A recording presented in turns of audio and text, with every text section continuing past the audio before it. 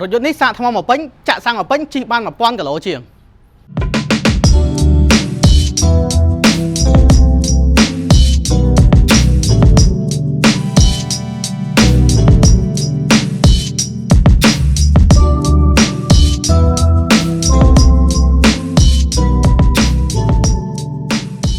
บางคนนักเรียนสมาคมมาการวิดีโอรีวิวปิ้งอมปีรถยนต์ BYD Sealand 5จังรถยนต์นี้มีบางปนสนองปอให้คำมันสูตรร้านเหมือนกันบ้างเป็นอาจารย์ให้ตั้งเป็นไงสัมโพธยมมันพอหุกละบางปนสูตรบางร้านนั่งร้านซังแมนร้านกิสนีแมนร้านไอ้เก๋จังไงนั่นยังนั่งเบาเสียจำเงาบางปนให้ยมนั่งใจหลุมอัดอมปีรถยนต์นี้โปรเดซ่ารถยนต์นี้บางปนยมมันบากบอเตอร์ซิมเรียบตรงใบไงปีหยบจังยมตัวตัวบางปนปีสาวชราอยู่รถยนต์นี้ตัวมันหนึ่งยมเฟอร์รีวิวให้มันโจทย์ตะกันวิดีโอรีวิวจังแผงบางปนให้เจ้ยมมันปอมีนะ BYD Sealand 5เนี่ยอะไรนั่นคือจบจากนัดหน้าท็อป 10chỉ passenger car bài thác chỉ lan sầm mẹp nhưng bạc bao của xa cứ chọn trong là top 10 lụa tách bên trên mình nén lụa tách từ nơi đà dính ấy nè ở trong miền cây chi này nơi chân rồi dân đấy cái miền ở song plus hay song pro và miền biển lấy Sealand 5 rồi Sealand sạch trắng á nè ở chân cái hai song plus rồi song pro chẳng tử hay đột dân đi băng bồn nơi cái cam chia chẳng á sầm nang bên trên chia bật tê ti mùi nó tầm món là gì Pacific đại sầm phô đột dân đi to tay mà đồng ok chân dân vậy bị chạy theo thằng ca đi giải muốn và tao mang cho nồng ớt chạy tao nồng hết mà sân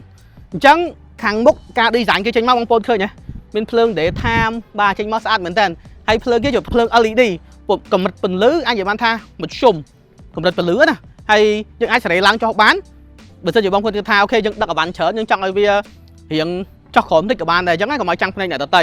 bàจังแต่ต้องในขังมุกยายบางปนเมื่อเคยเนี่ยขังมุกก็ปุ๊บนะมาจะอ้ามเชียงอ่ะบ้าปุ๊บเหมือนกันยังดักดักแต่ต้องบอกไว้ยายบางปนเมื่อปุ๊บบ้าให้เจดีdán trên mau mới tới sát dùng thằng micro mây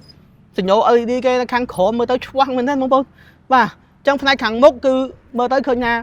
kẹp phần này trở nàyไปยมตีซื้อมิบcái mơ hiện trở của sầm này chẳng á bà dân tại tao nâng ca đi dán khăn mốc nó cứ nhôm miền phần đang chuyện băng phốt là lấy dân mà tu sẵn tại tao nâng bọc phết mà sân là sao mà sân chưa trở nói mỗi đại nhôm trong men sân khăng mình tên bảo à lấy mà tu sẵn tha tao mà sân đi cùng lăng mán miền mà sân đi khác mà tờ bạn mày khác cùng lăng mán horsepower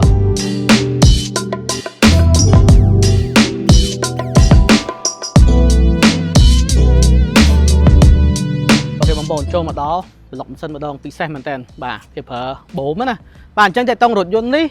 คือกำลังมาเตอไอ้เหี้ยบ้านท่ามาเส้นวิ่งมาจุดแผงให้มินมาเตอbởi vìกำลังคือมาเตอทมเจียงแฮดพอให้ตัวรถยนต์นี่ยมจวนตุ้มเหมือนแทนจังใจต้องนั่งกำลังปีนั่งบงโจที่บางปนปี199 horsepower จะยมแกะถึงเดี๋ยวบางปนมือบ่าผัวเดี๋ยวซาตักขนาดเกยกระจังเมาวิจิกะโลวัดจังนะจังแกเนี่ยจะ horsepower คือปี199ให้ยมเฮียนใหญ่ท่ากำลังนั่งคืออัดเข่าให้ได้ยมจวนนะว่าเกไปยมชีเตอร์เสียมีบางปนจอนบ้านหมดบ่าเบอร์สเปกเกด่าเมาปีโซเตอร์100คือผมใบจุดใบวินาทีจังจวนบ้านเลยใต้เดือดซาสุดยอดนี่เพิ่มมาเตอร์ขลังจังเดี๋ยวไปเดี๋ยวบางปนโยนเชิงจังว้าความแต่ยังเงี้ยบุ๊บว่าบ้านหมดสัวว่าเหมือนกันบ่าให้เบอร์ยังใหญ่วิธาจ้อบ่งกดมินเกซัวเชิญจนเดี๋ยวไปเดี๋ยวสเปกปีมาเส้นเมามาเตอร์วิกเทออสหรือกับมายอดยมเฮียนใหญ่ท่าbà sân gì dân chi thom mà đá dương ăn cha bà đóm tha vì cái thể admin cái thể cứ smile bằng sân được pe la nhom ta bắt lư tha vì spec pì mà sân rồi có hay brit pe hay ta đang để bong bồn tiện nhom giấy bong bồn cho bà gì cái tha ai tha nặng la tha nhom đang cái tha nơi từ lư chân cha sáng tới view mệnh tha ở tới bong bồn tai sầm lệnh phần đi bởi dân phiệp phim một đội dân hay brit đại bong bồn phở chờ được cam chia cứ scan chờ mình tên ok ឥឡូវចូលមកដល់វគ្គចំណុចដែលរៀងរសើបណាបងប្អូនសួរថាកម្រិតស៊ីសាំងអញ្ចឹងពីស្ពេចរោងចក្រ 4.4 លីត្រតែបទពិសោធន៍ខ្ញុំជាក់ស្ដែងដោយសារតែខ្ញុំចូលចិត្តនិយាយអីប៉ិតអញ្ចឹងនៅពេលដែលខ្ញុំជិះធ្វើស៊ីមៀបខ្ញុំជិះខ្ទង់4នាក់អាវ៉ាន់មកពេញគូតឡានហ្មងហើយដឹងស្រាប់បងប្អូនពេលយើងជិះធ្វើស៊ីមៀបយើងមិនមែនគ្រាន់តែជិះធម្មតាណាបងប្អូនពេលខ្លះក៏ខ្ញុំជន់វ៉ាច្រើនដែរអញ្ចឹងកម្រិតស៊ីសាំងជាក់ស្ដែងគឺភាគច្រើនគឺ5លីត្រជាងបាទខ្ទង់ល្បាក់ 5.5 5.6 ប៉ុន្តែមិនមែនជន់តិចណាខ្ញុំជន់រៀងខ្លាំងដែរណាបងប្អូនតែបើសិនជាបងប្អូនជន់ថ្នមខ្ញុំគិតថាអាចនឹងខ្ទង់4លីត្រក្រាស់បាទអញ្ចឹងកម្រិតស៊ីសាំងប៉ុណ្ណេះខ្ញុំគិតថាវាពិតជាអត់ច្រើនទេ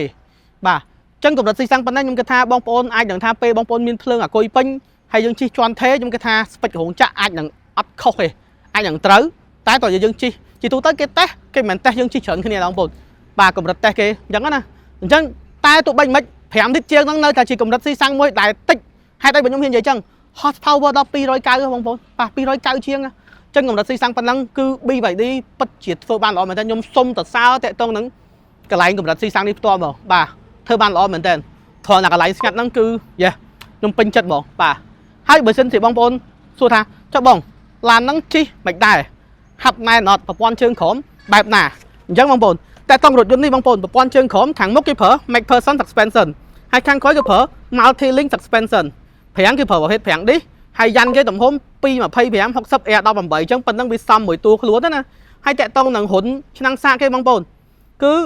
សាកខ្ទង់3ម៉ោងជាងគឺពេញហើយបាទគឺយើងជិះបាន70គីឡូជាងសាក3ម៉ោងជាងយើងសាកនៅផ្ទះយើងអញ្ចឹងណាបងប្អូនហើយក៏មាន option ដែលខ្ញុំនិយាយប្រាប់អញ្ចឹងគឺ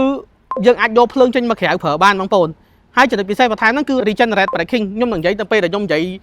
តាក់ទងនឹង option ខាងក្នុងជូនមិត្តជូនបងប្អូនអញ្ចឹងណាបាទហើយឥឡូវបងប្អូនមកទស្សនាមើលតាក់ទងនឹងផ្នែកចម្រៀងទំហំណាឲ្យបងប្អូនមើលផ្ទាល់នេះវាស់មួយខ្លួនខ្ញុំបងពីមុខដល់ក្រោយខ្ញុំប្រាប់អញ្ចឹង4ម៉ែត្រ7ធំណាបាទវែងធំមែនទេបងប្អូនមើលកម្ពស់ក៏ខ្ពស់ដែរអញ្ចឹងទំហំប៉ុណ្ណេះជិះនៅបរិបទប្រទេសកម្ពុជាយើង6នាក់គឺមកឆ្ងាញ់បងអត់មានអារម្មណ៍ថាជាអីទេហើយបងប្អូនតាក់ទងនឹងកញ្ចក់គេចម្រៀងនេះឃើញមានសញ្ញោ LED មិនមែនមានតែប៉ុណ្្នឹងទេកញ្ចក់ខាងតកង់ពិសេសណាបងប្អូនឃើញអក្សរ NFC ចឹងមកនេះថាម៉េចបងប្អូនអាចប្រើកាតដាក់លើហ្នឹងដើម្បី unlock សោ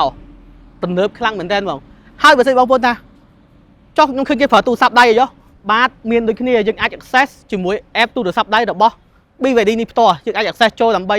បើកសិនជាបើកអីផ្សេងៗអញ្ចឹងណាយ៉ាតម្លៃ 25,800 ប៉ុន្តែ option ដាក់មកសមរម្យមែនតើអាចថាជា option ទំនើបមួយដែលសូម្បីតែខ្ញុំផ្ទាល់ក៏ខ្ញុំអត់ទាន់ experience ប្រើអស់ហ្នឹងដែរអញ្ចឹងតើតោងនឹងផ្នែកចំហៀងតើតោងរថយន្ត BYD Silent 5ខ្ញុំមានប៉ុណ្ណឹងបន្ទាប់មកបងប្អូនចូលមកទស្សនាផ្នែកខាងក្នុងដោយសារផ្នែកខាងក្នុងខ្ញុំនឹងអត់ detail មែនតើថាមានអ្វីពិសេសខ្លះតោះមកតាមដានផ្នែកខាងក្នុងខ្ញុំទាំងអស់គ្នា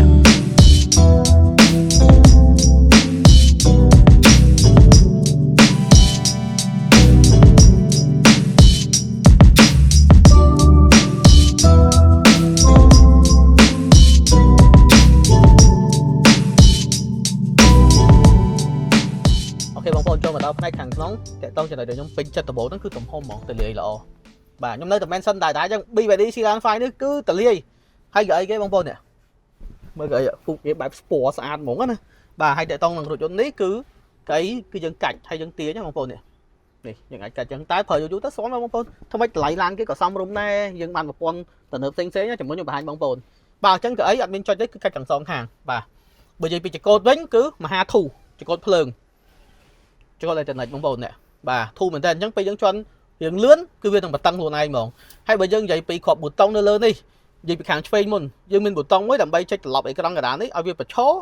រឬក៏ផ្ដេកបានអញ្ចឹងណាហើយលើនឹងមាន set cruise control បាទហើយខាងស្ដាំនេះយើងមានអាចសេរីដូចជាតឡាំងសលេងហើយខ្ញុំស្រឡាញ់កន្លែងតឡាំងសលេងយើងអត់ចុចទេយើងប្រវល់ខ្ញុំចូលចិត្តហ្មងវាលឿនណាឡាហាហើយក៏យើងអាចសេរីសលេងនៅខាងកណ្ដាលនេះបានដែរមាន2កន្លែងហើយតាក់ទងនឹងប៊ូតុងយើងអាចលិចបတ်ចម្រៀងនៅលើនឹងផ្ទាល់អញ្ចឹងណាបាទហើយបើយើងនិយាយពីអេក្រង់កណ្ដាលវិញ option វាមានច្រើនជំនួសបង្ហាញបងប្អូនយើងអាចមើលសម្ពាធកង់យើងម៉ានគីឡូ KPA គេប្រើຂະຫນາດ KPA ណាហើយមើលដឹងអង្សាទៀតបាទយើងអាចមើលបានច្រើននៅក្នុងហ្នឹងចាំខ្ញុំចុចមួយបងប្អូនមើលឥឡូវទី1គឺយើងអាចមើលកង់ហើយឥឡូវយើងអាចមើលដូរកុងទ័រយើងពី classic មក simple ក៏បានដែរឆ្លាញ់មុនណាដូរមុនហ្នឹងតឡើងថយម៉ាស៊ីនត្រជាក់មិនបាច់ចុចលើអេក្រង់នេះទេចុចលើចង្កូតយើងហ្មងបាទកម្ដៅកម្រិតដង្ហើមហើយនឹង option ផ្សេងៗទៀតយើងអាច check មើលថាឡានយើងកំពុងដើរអង្គុយឬក៏ម៉ាស៊ីននៅលើហ្នឹងហ្មងអាហ្នឹងតាក់ទងនឹង menu មើល motor hybrid វាដំណើរការអត់អីចឹងណាយើងអាចមើលលើហ្នឹងផ្ទាល់បានអញ្ចឹង option វាមានច្រើននៅក្នុងហ្នឹងតាក់ទងនឹងអេក្រង់ហើយក៏យើងអាចមើលឃើញមានផ្លាកគេដាក់អក្សរ eco mode sport ឬ normal mode យើងអាចចាច់ទៅវាចេញលើហ្នឹងហើយយើងកំពុងប្រើ EV ឬក៏ HEV ហើយចំណុចពិសេសមួយទៀតតាក់ទងរថយន្តនេះដោយសាររថយន្តនេះមានសាំងផងអគ្គិសនីហងអញ្ចឹងវាបែងចែកបងវាដាក់អក្សរ trip HEV បានថា trip ដែលយើងប្រើសាំងប្រើអស់ប៉ុន្មានគីឡូ trip EV trip ដែលយើងប្រើអគ្គិសនីអស់ប៉ុន្មានគីឡូបែងចែកផ្ដាច់ពីគ្នាហ្មងអញ្ចឹងស្រួលនឹងការមើលមែនតើហើយលើហ្នឹងក៏មានដូចជាកុងទ័រជាន់ល្បឿនប៉ុន្មានហើយជាពិសេសតាក់ទងនឹងគីឡូវ៉ាត់បាទពេលយើងជាន់ប្រើកម្លាំងប៉ុន្មានអីចឹងណាបាទអញ្ចឹងតាក់ទងនឹងកុងទ័រព័ត៌មានរបស់តកង់ខ្ញុំមានប៉ុណ្ណឹងយើងយកដល់កញ្ចក់ខាងនេះវិញចុះខាងនេះគឺពេលចុះអូតូទាំង4អូតូទាំង4តែនៅពេលដែលឡើង គឺអូតូតែខាងតកង់មួយទេខាងផ្សេងតើយើងចុចឡើងអញ្ចឹងណាអញ្ចឹងប៉ុណ្ណឹងក៏គ្រាន់បានដែរបងប្អូនយើងងាយស្រួលដែរពេលខ្លះយើងចង់តម្លាក់កញ្ចក់ទាំង4ភ្លាមយើងចុចភ្លាមទៅវាតម្លាក់ចុះហើយអញ្ចឹងណាអូខេហើយក៏មានកន្លែងដាក់កៅទឹកដបទឹកអីផ្សេងគៀននេះហើយក៏ខាងនេះមានកន្លែងបើកគម្របសាំងយេបាទអូខេអញ្ចឹងតែក្នុងការ design គឺមើលទៅ clean ស្អាតតែក្នុងផ្នែកចំហៀងដៃធ្វើអីស្រួលបើកបងប្អូនអញ្ចឹងយើងចូលមកផ្នែកកណ្ដាលនេះម្ដងអញ្ចឹងខ្ញុំនិយាយពីអេក្រង់នេះមុនអញ្ចឹងតែតើអេក្រង់នេះគឺមាន option ច្រើននៅក្នុងហ្នឹងបើឥឡូវអញ្ចឹងខ្ញុំកំពុងកណ្ដាលទូរស័ព្ទខ្ញុំបងប្អូននេះគឺដោយមិនបាច់ប្រើខ្សែទេយើងអាច connect Bluetooth មកវាចេញ Apple CarPlay យើងមើលហ្មងអញ្ចឹងយើងអាចមើលផែនទីមើលលើហ្នឹង touch screen ចាក់ចម្រៀងអីមក set លើហ្នឹងហ្មងហើយបើយើងចង់ទៅណាយើងគ្រាន់តែវាយមកយើង search លើហ្នឹងហ្មងទៅនេះឧទាហរណ៍តែឥឡូវយើងចង់ search ទៅណាទៅ home ឬទៅណាអញ្ចឹងណាចេញឲ្យយើងលើហ្នឹងហ្មងបាទហើយក្រំគេច្បាស់ណាបាទអូខេអញ្ចឹង menu នៅក្នុងនេះគឺមានច្រើនគឺយើងអាច connect Bluetooth connect អីចឹងទៅហើយមាន BVD assistant ប្រើ voice control យើងអាចប្រើបិទបើក option ជាក់ឬក៏ option ផ្សេងហើយជាពិសេសមាន option ច្រៀង karaoke គឺបោះ BVD ហ្មង Stingray karaoke យើងអាចច្រៀង karaoke នៅក្នុងរថយន្តយើងបានបាទបងប្អូនអាចមកតេស្តលំអិតផ្ទាល់ខ្លួនឯងខ្ញុំអត់បង្ហាញនៅក្នុងនេះកុំឲ្យវាវែងពេកចឹងណាហើយយើងអាចមើល YouTube បានទៀតតែបញ្ជាក់បងប្អូន YouTube នេះយើងអាចមើលបានលុះត្រាតែឡានយើងឈប់ស្ងៀមបើឡានយើងកំពុងដំណើរការគឺវាអត់ឲ្យមើលទេដោយសារប្រព័ន្ធសុវត្ថិភាពអញ្ចឹង BYD គិតដល់ប្រព័ន្ធសុវត្ថិភាពណាបងប្អូនហើយមាន BYD Store យើងអាច download app ផ្សេងៗនៅក្នុងនឹងបានទៀតបាទមាន BYD Arcade មានអីណាស្អីខ្លះច្រើនណាបាទហើយបន្ទាប់មកតើតោងនៅក្រោមនេះតយើងចូលឡើង setting ខ្ញុំចង់បញ្ជាក់ប្រាប់បងប្អូន setting យើងចូលមកឡើង line ដំបូងគេចុះតើតោងជាគៀងយើងអាចសេរីវាឡើងចុះបានឧទាហរណ៍ថាបងប្អូនដឹកធ្ងន់ភ្លើងយើងរៀងបាសយើងសេរីវាចុះក្រោមបានសេរី daytime running light យើងចង់បិទបើកក៏បានចិត្តបងប្អូនហើយមាន option ច្រើនទៀតបាទមាន headlight after exit ពលឺភ្លើងបន្ទាប់ពីយើងបលុតម៉ាស៊ីនហើយ10វិនាទីឲ្យវាលុតចឹងទៅតើត lock ក៏មាន option ច្រើនដែរ auto lock while driving បើថាពេលយើងជន់ហ្គាទៅវា auto lock ហ្មងអញ្ចឹងណាវា option គឺមានច្រើនបាទហើយក៏យើងអាចប្រើការដោះសោដោយរយៈកាត scan នៅលើកញ្ចក់យើងដែរយំទៅតម្លៃប៉ុណ្ណេះអែមខ្លាំងបងប្អូនអើយហើយតែតង់ឡើងចម្រៀងក៏យើងអាចសេរីប្រព័ន្ធសំឡេងផ្សេងហើយបើយើងនិយាយប្រព័ន្ធសំឡេងនៅក្នុងរថយន្តនេះកម្រិតសំឡេងប៉ុណ្ណឹងសម្រាប់ខ្ញុំណាពិតជាទទួលយកបានមិនព្រោះខ្លាំងពេកប៉ុន្តែក៏មិនអន់ពេកដែរអូខេអញ្ចឹងចូលមកដល់ energy អញ្ចឹង energy ឡើងនេះជាចំណុចដែលអ្នកប្រើ hybrid ទាំងអស់គាត់ចង់បានហើយចង់ដឹងមែនតើហ្មង energy manager កន្លែងហ្នឹងគឺយើងអាចសេរីបងប្អូននេះកន្លែង SOC setting នេះគឺយើងអាចកំណត់ឧទាហរណ៍ថាឥឡូវបងប្អូនចង់ឲ្យភ្លើងបងប្អូនមាន 50% រហូតឬក៏ maximum បានដល់ 70% រហូតអញ្ចឹងឧទាហរណ៍ថាបងប្អូនទៅមណ្ឌលគិរីទៅគិរីរំចង់ឲ្យឡានយើងមានភ្លើងឲ្យច្រើនអញ្ចឹងយើងអាចកំណត់លើហ្នឹងអញ្ចឹងមានថានៅពេលដែលចូលដល់ 70% គឺវានឹងចូលម៉ាស៊ីនដើម្បីសាកចូលរហូតហ្មងហើយបើសិនបងប្អូនចង់ប្រើអូតូក៏បានដែរអញ្ចឹងណាហើយបើសិនជាបិទពិសោធន៍ខ្ញុំប្រើគឺវារលូនធម្មតាវា smooth ក្នុងការប្រើប្រាស់អញ្ចឹងបើពីខ្ញុំទៅបើសិនជាខ្ញុំជិះធម្មតាខ្ញុំ recommend ឲ្យបងប្អូនប្រើអូតូហើយឧទាហរណ៍ថាបងប្អូនចង់ manual ខ្លួនឯងយើងសេរីទៅ like SOC setting ហ្នឹងណាចាំបងប្អូនអាចសេរីបានខ្លួនឯងយើងដាក់ target ទៅអញ្ចឹងណាតែបើសិនជាយើងដាក់អូតូភាគច្រើនខ្ញុំមើលទៅគឺ25% គឺវានឹងសាកពីម៉ាស៊ីនចូលទៅក្នុងសាំងយើងហើយអញ្ចឹងណាហើយតែតង់ regenerate braking កន្លែងហ្នឹងវាមាន standard ហើយ high បើសិនជាបងដាក់ standard ពេលយើងបលែង gear គឺវាទៅតាមធម្មតាតែបើយើងដាក់ high វានឹងរៀងអបដូចអបប្រាំងអញ្ចឹងពេលដែលវាអបហ្នឹងគឺវានឹង generate power កម្លាំងនេះចូលទៅក្នុងអាគុយយើងអញ្ចឹងកន្លែងហ្នឹងវាចំណុចសំចៃមួយអញ្ចឹងបងប្អូនអាចប្រើ high ក៏បានប្រើ standard ក៏បានហើយវាមាន charge ឬក៏ discharge smart charging អីផ្សេងយើងអាចកំណត់ schedule ពេលយើងសាកថ្មអញ្ចឹងទៅបាទហើយយើងអាចកំណត់ចំណុចពិសេសនេះ vehicle to load កន្លែងនេះបានន័យថាឡាននេះយើងអាចយកភ្លើងដូចខ្ញុំប្រាប់មុនហ្នឹងណាយើងអាចយកភ្លើងចេញទៅក្រៅប្រើឧទាហរណ៍ថាយើងមានម៉ាស៊ីនដាំបាយគៀបសក់គឺយើងអាចប្រើបានគឺយើងយកភ្លើងទៅក្រៅប្រើអញ្ចឹងបើខ្ញុំថាយើងកំណត់ឲ្យ SOC មិញទៅដើម្បីឲ្យភ្លើងវាបានខ្ពស់ទៅដើម្បីយើងប្រើបានច្រើនអញ្ចឹងណាតែជាក់ស្ដែងទៅឡាននេះប្រឆេះក៏អត់លឺសូរទេបងប្អូនបាទលូត្រាវាសាកទៅម៉ាស៊ីនវាលឺសូរខ្លះអញ្ចឹងទៅអញ្ចឹងពេលវាអស់ភ្លើងក៏វាអាចសាកទៅបានដែរឧទាហរណ៍បើសិនបងប្អូនផ្លិចក៏មិនជាបញ្ហាដែរបងប្អូនអញ្ចឹងណាអូខេអញ្ចឹងអានេះកន្លែងតាក់ទងសេរី charging ផ្សេងហើយមួយទៀត energy consumption កន្លែងនេះណាខ្ញុំចូលចិត្តប្រវល់អេក្រង់មកបញ្ឈរវាស្រួលមើលជាងអញ្ចឹងការប្រវល់អេក្រង់បញ្ឈរឲ្យផ្ដេចក៏មានលក្ខណៈខុសគ្នាដែរអញ្ចឹងឥឡូវខ្ញុំបញ្ឈរខ្ញុំអាចមើលថាអូខេឡានហ្នឹងកំពុងដំណើរការអង្គុយអីវាចេញច្បាស់លើហ្នឹងហើយកម្រិតស៊ីសាំងវាមានទាំង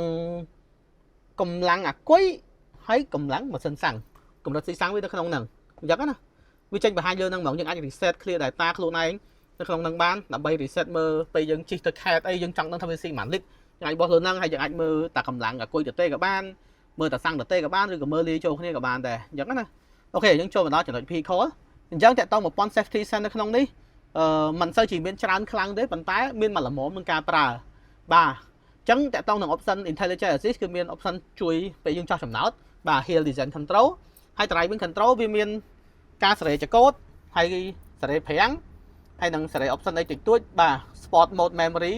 after function turn on the vehicle will currently sport mode យ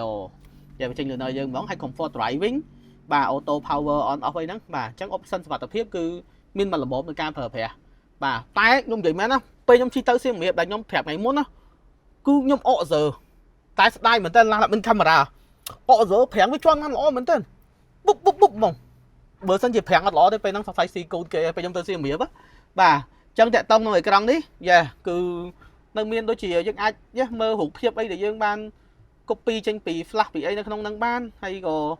មាននេះចុចយក vehicle image ទៅយើងអាចថតរូបថតអីចឹងណាបាទតិចតួចចឹងទៅមើលកាមេរ៉ាមើលអីយើងអាចមើលកាមេរ៉ាខាងក្រោយបានសារឡាននេះវាមាន360ទេប៉ុន្តែមានកាមេរ៉ាយ៉ាងក្រោយមាន sensor នៅខាងក្រោយបាទហើយក៏ដូចជាមាន media center មាន smart charging អីផ្សេងៗបាទនិយាយទៅ option គឺមកល្មមប្រើហ្មងតម្លៃប៉ុណ្ណឹងបងប្អូនផ្សេងជាងគេឲ្យអេក្រង់ទៅបវល់ចេះបានហ្មងហើយ Apple CarPlay គេច្បាស់ហ្មងអូខេអញ្ចឹងតើតើអេក្រង់ហ្នឹងរៀងច្រើនតិចដែរដោយសារតែខ្ញុំចង់បញ្ចូលលំអិតសម្រាប់បងប្អូនផ្ទាល់ហ្មងយើងចូលម្ដងកណ្ដាលនេះម្ដងអញ្ចឹងចូលម្ដងកណ្ដាលនេះកន្លែងដាក់លេខគឺប្រអប់លេខនេះគឺអត់មានចេញចូលទេគឺ smooth តែម្ដងបាទមាន P A N D អញ្ចឹងទៅបាទហើយកន្លែងនេះមានអក្សរ P គឺ sensor ហើយ off នេះបិទប្រព័ន្ធទប់ដំឡើងពេលយើងជាប់ផុងមាន auto hold ហើយយើងអាចកាច់ EV ជិះអគ្គិសនីសុទ្ធក៏បាន hybrid HEV ក៏បានចូលម្ដងកន្លែងនេះយើងមានសេរីសេរីបិទបើកចម្រៀងហើយតម្លើងសំឡេងអញ្ចឹងណាហើយមានអូតូនេះអូតូម៉ាស៊ីនជែកហើយម៉ាស៊ីនជែកយើងចង់បិទបើកក៏បានយើងចុច on off លើហ្នឹងទៅអូខេហើយអានេះគឺ mode កាច់ចូល sport អីយើងកាច់លើហ្នឹងអញ្ចឹងណាហើយរថយន្តនេះក៏បំពាក់ដោយ snow mode ដែរប៉ុន្តែចាក់ស្ដែងទៅអត់ជាបញ្ហាសម្រាប់យើងទេយើងអត់ត្រូវការប្រើទេប៉ុន្តែពេលខ្ញុំចុចវាដាក់ grass grid snow mode អញ្ចឹងហៅថានេះយើងអាចប្រើនៅពេលដែលយើងជិះទៅថាទៅមណ្ឌលគិរីផ្លូវស្មៅល្អហើយយើងអាចបើក mode ហ្នឹងបានដើម្បីជំនួយកណ្ដាលនេះបងប្អូនគឺមានកន្លែងដាក់កែវទឹកបងប្អូនបាទមាន2ហើយក្នុងនេះមានកន្លែងដាក់អវ៉ាន់អីផ្សេងៗធំគួរសមបងប្អូនអាចដាក់ទឹកសុទ្ធបានប្រហែលជា3ទៅ4ដបដែរយេហើយក្រុមនេះផ្ទាល់ storage បបបន្ថែមទៀតបងប្អូននេះបាទ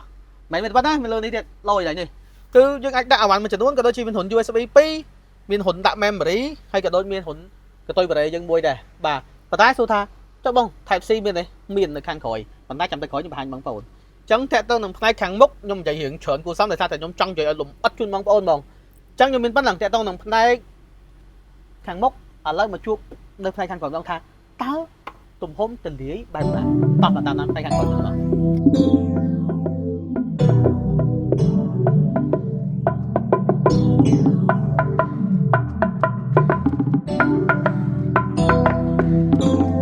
អូខេបងប្អូនចូលមកដល់កៅអីជួរទី2ជាកន្លែងដែលចំណុចពិសេសហ្មងហេតុអីដោយសារតែទលាយ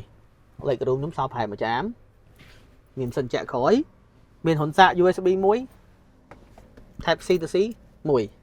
ហើយដាក់ស BYD design ស្អាតមែនតើហើយខាងក្រោយបងប្អូនឃើញក៏យ៉ាត់ស្មើគ្នាអញ្ចឹងអានេះមិនទៅក្នុងទៅក្រៅអញ្ចឹងបាទនេះកាច់បាន98ដឺក្រេហើយបើសិនបងប្អូនគិតថាអូខេចង់ឲ្យផ្អែកខ្លាំងអាចកាច់ខាងនេះបាននេះបាន118ដឺក្រេអញ្ចឹងយើងកេងស្រួលបាទហើយពេលយើងទៅតាមខេត្តនេះដាក់កែវទឹកមកហើយកេងចេះមកអូ relax សាហាវហើយចំណុចដែលខ្ញុំឆ្លាញ់បន្ទាប់នេះទូរស័ព្ទយើងដាក់គេនេះបងប្អូននេះប៉ិនទូរស័ព្ទដៃយើងហ្មងសួរមែនទេសម័យមើលជីតាលេងផឹកកាហ្វេទូរស័ព្ទដកមកចុចអែមខ្លាំងហ្មងអស់ថ្មសាកថ្មទៀតអញ្ចឹងមកខាងក្រោយនេះគឺដាក់មកប៉ុណ្ណេះគឺមកអែមឯងសម្រាប់អ្នកដែលថាគាត់រួមដំណើរយើងណាហើយបើនិយាយពី space អាចនិយាយបានថាបើសិនជាមានធំគាត់3នាក់បាត់តលាយបើមានរៀងទូច4នាក់ក៏អូខេដែរអត់ជាបញ្ហាដោយសារតែអាចខិតទៅមុខទៅក្រោយបានដោយសារវាសល់លេខរូមយើងអាចខិតទៅមុខទៅក្រោយចេះបានបាទអញ្ចឹងតើតើនឹងផ្នែកខាងក្រោយខ្ញុំមានប៉ុណ្ណឹងបន្តមកបងប្អូនមកទស្សនាទំហំកន្លែងដាក់អវ៉ាន់យើងហើយខ្ញុំនឹងវាស់ឲ្យបងប្អូនមើលថាពេលបត់អានេះមកតើទម្ងន់ផ្ទុកយើងបានប្រហែលលីត្រតោះ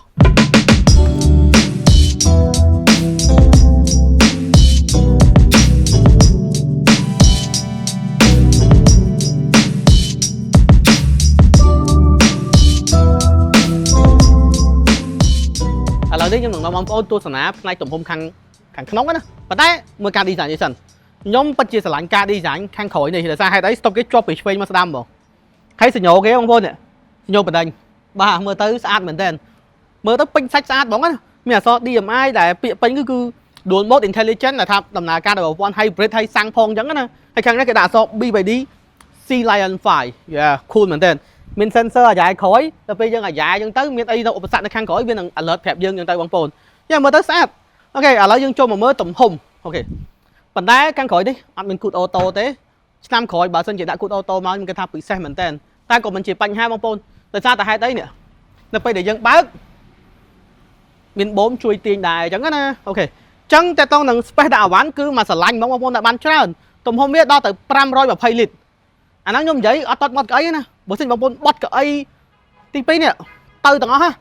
បានដល់1339លីត្រអញ្ចឹងធំមែនតើយើងចង់ដាក់អវ៉ាន់អីធំគឺមកឆ្ងាញ់ហ្មងហើយខាងក្រោមនេះក៏ឃើញថាមានប្រដាប់ប៉ះកង់ប៉ុន្តែអត់មានកង់សកូទេបងប្អូនហើយមានកន្លែងដាក់ឆ្នាំងសាកតែតនឹងឆ្នាំងសាកដោតពេលយើងទៅក្រៅអញ្ចឹងណាបដអសនណាបាទមាននៅក្នុងនឹងស្រាប់បងមានដូចជានេះព្រីមានក៏ដូចជាប្រព័ន្ធ safety ផ្សេងៗអញ្ចឹងណាមានម៉ាស៊ីនសពតែកង់សកួរបច្ចៈគឺអត់មានទេអូខេអញ្ចឹងតាក់តងនឹងផ្នែកខាងក្រោយខ្ញុំមានប៉ុណ្ណឹងជូនបងប្អូនឥឡូវខ្ញុំនឹងនិយាយពីចំណាអារម្មណ៍ខ្ញុំដែលខ្ញុំបានបើកបោះសាកល្បងថាតើខ្ញុំមានចំណាអារម្មណ៍មិនដែរជាមួយ BYD Sea Lion 5តោះ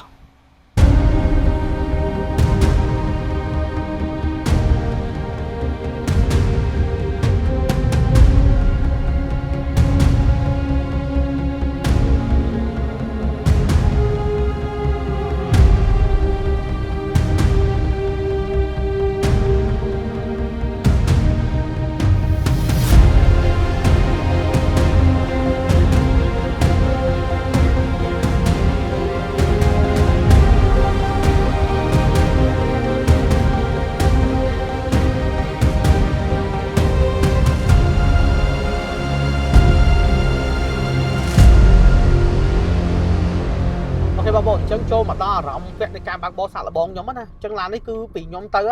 ខ្ញុំពេញចិត្តច្រើនបងហេតុអីនិយាយហ្នឹងមិនមែនថាអូឡានហ្នឹងជិះស្រួលខ្លាំងជាងគេអី no មកចង់បានថាអញ្ចឹងទេជាមួយនឹងតម្លៃ 25800 ប៉ុន្តែខ្ញុំគិតថាពិតជាប្រសើរមែនទែនតែបងប្អូនអាចយកទៅប្រើប្រាស់បានលក្ខណៈគ្រួសារដោយសារឡាននេះគឺសាកសមមែនទែនបងប្អូនថាប្រើក្នុងក្រុងហងជិះប្រចាំថ្ងៃហងទៅខេត្តហងអញ្ចឹងណាសំទុះលបឿន73 horsepower នេះ290ជាងនេះជន់វ៉ាបានបងខ្ញុំមាននិយាយថាបងប្អូនដែលថាគាត់ធ្លាប់ប្រើឡានម៉ាស៊ីនទៅខ្ញុំពេលបងប្អូនជន់លើឡាននេះគឺបងប្អូនអត់មានអារម្មណ៍ថាប្រឹងទៅពេលទៅវ៉ាគេវ៉ាដោយទំនុកចិត្តអញ្ចឹងណាបងប្អូនបាទហើយខ្ញុំក៏អានជិះនៅសៀមរាបឡើង3ថ្ងៃ2យប់អញ្ចឹងអារម្មណ៍បើកបោខ្ញុំគឺខ្ញុំអាចនិយាយបានថាវាពិតជាទទួលយកបានអញ្ចឹងបងប្អូនច្បាស់ជាគិតថាមិនដឹងស្រួលប៉ុណ្ណាពីខ្ញុំទៅបងប្អូនវគ្គបើកបោសាកល្បងនិយាយត្រង់ខ្ញុំអត់សូវចង់និយាយលំអិតច្រើនទេហេតុអីបងប្អូនស្ដាប់តែខ្ញុំនិយាយហ្នឹងបងប្អូនមិនបានបើកណាមកបើកបោសាកល្បងផ្ទាស់នៅក្រុមហ៊ុន BYD គ្រប់សាខាបាទបើកបោសាកល្បងឲ្យដឹងថាអារម្មណ៍បែបណាអារម្មណ៍ខ្ញុំបងប្អូនមើលទៅក្នុងវីដេអូអត់អាចដឹងទាំងអស់ទេអញ្ចឹងណាបងប្អូនអញ្ចឹងតាក់ទងនឹងអារម្មណ៍នៃការបើកបោខ្ញុំគឺខ្ញុំមានខ្លីៗជូនបងប្អូនប៉ុណ្ណឹងតែកុំតន់ទៅណាខ្ញុំនឹងនិយាយអំពីការធានាព្រោះចំណុចនេះបងប្អូនសួរខ្ញុំច្រើនមែនតើ